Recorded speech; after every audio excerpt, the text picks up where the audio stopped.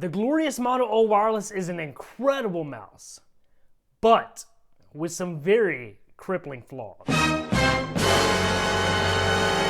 I'm back, so let's talk about whether or not the Moto O Wireless is still worth your money here in 2021. I'll have a link down below if you just want to skip the video and check this thing out anyways, and make sure you like and sub if you're into that kind of thing.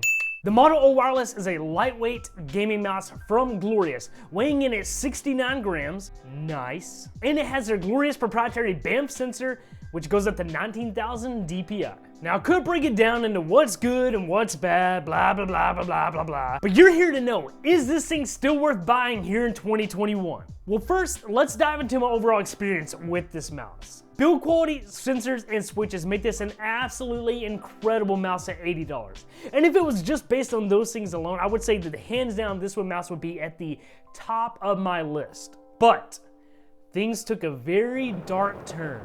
Let's start with the sensor. The BAMF sensor is insanely powerful, and I feel like it's honestly at its best in this mouse. It's very responsive and the lift-off distance is absolutely perfect. However, that power comes at a great price: battery life. Even with the RGB turned off, this thing still chews through battery. If you're like me and you like to just leave your mouse sitting around in standby mode when you're not using it, and then just pick it up anytime you're ready, you will pay the absolute price. I find myself having to recharge this thing about usually every 3 to 4 days. And I'm somebody that likes to use the same mouse for gaming, for video and photo editing all together. And so to have to remember to recharge it that often, and I'm getting close to the point where I just plug it in every single night after each use, that sucks. I mean, that really is just a bit of a bummer, because that's just too much hassle to have to worry about on a wireless gaming mouse that should have much better battery performance than this. Now let's talk about the bugs I've experienced while using this mouse. I feel like every single week I discover some new bug or some new error or issue that I run into with this mouse, and even that's while keeping all of my drivers up to date. Let's start with video editing. This mouse and DaVinci Resolve just simply do not get along. In every single video editing session, this mouse would at some point completely lock up DaVinci Resolve, lock up my entire computer, and I had to shut it down and restart it to get it to start working again.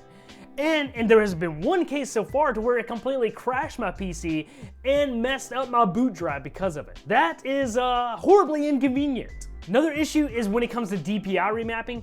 For me personally, I like to remap my DPI button to something useful.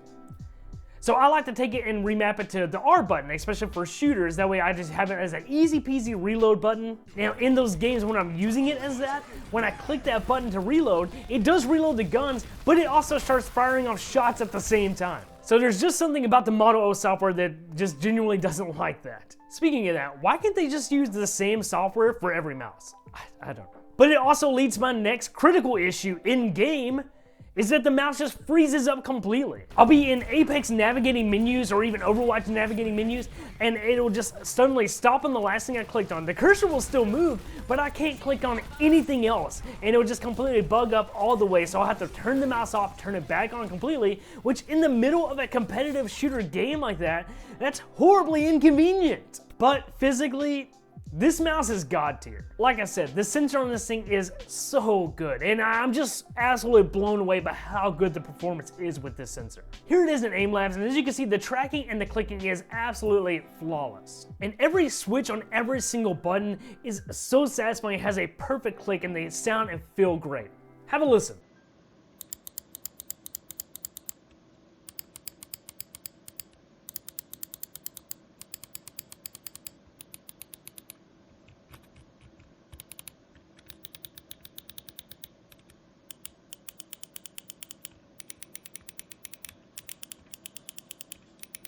So is this mouse worth picking up here in 2021?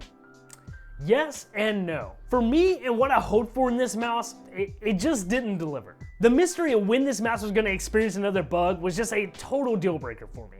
And quite honestly, I'm too forgetful and too lazy to remember to keep this thing charged constantly. But I noted that this mouse has gained a lot of favor and a lot of love in the Minecraft and just general gaming community. So if you're looking to use this mouse strictly for gaming, then yes, for $80, this is one of the best values out there. So when you compare this to something like the Razer Viper Ultimate, which is about $50 more than this mouse, I think this one definitely competes like head to head with it. But if you wanted this to be that all-in-one godsend that can replace every mouse on your desk, keep searching. The software issues, they truly do cause more frustration than I honestly think it's worth. But hopefully this helps you make an informed decision, and if you do have any questions, guys, please leave them down below. But as always, stay swole, take care, peace.